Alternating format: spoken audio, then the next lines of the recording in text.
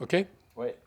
Je suis Jean-Michel Quatrepoint et je suis journaliste et j'ai écrit divers ouvrages sur la géopolitique et notamment un ouvrage qui s'appelait Alstom, scandale d'État. Alors l'énergie c'était un de nos points forts grâce au programme nucléaire, grâce à notre programme hydraulique et nous avions une énergie bon marché et ce qui donnait un avantage compétitif à la France. Et EDF a été pendant 30 ans le modèle de l'entreprise énergétique, la meilleure entreprise de l'énergie et de fabrication d'électricité au monde. Et cet avantage, nous l'avons perdu. Pourquoi? Eh bien parce que, à cause des directives européennes et de la politique européenne qui prône la libre concurrence absolue, nous l'avons perdu à cause de l'Allemagne, qui a poussé son propre modèle en abandonnant le nucléaire et en misant sur le gaz russe et les énergies renouvelables. Et nous l'avons abandonné aussi parce que nos élites ont abandonné en fait cet avantage compétitif et n'ont pas cru à un moment donné au nucléaire.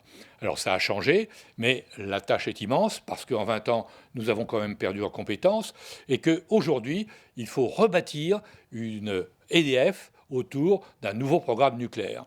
Alors ce nouveau programme nucléaire, il passe par ce qu'on appelle les EPR2, mais la bataille est compliquée. Elle est compliquée parce qu'à Bruxelles, on ne veut pas reconnaître que le nucléaire est une vraie énergie décarbonée. C'est l'énergie la plus décarbonée qui soit, plus que le solaire et les éoliennes.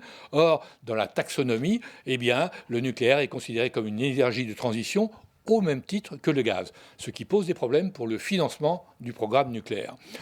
Autre sujet, autre bras de fer, celui du marché européen de l'électricité, où finalement on a, à travers les lois européennes, indexé le prix de l'électricité sur celui du gaz. Il faut sortir de ce mécanisme et sortir d'un mécanisme qui oblige EDF à vendre une partie de son électricité à ses concurrents au prix de 42 € le mégawatt, qui ne lui permet pas d'investir pour le futur.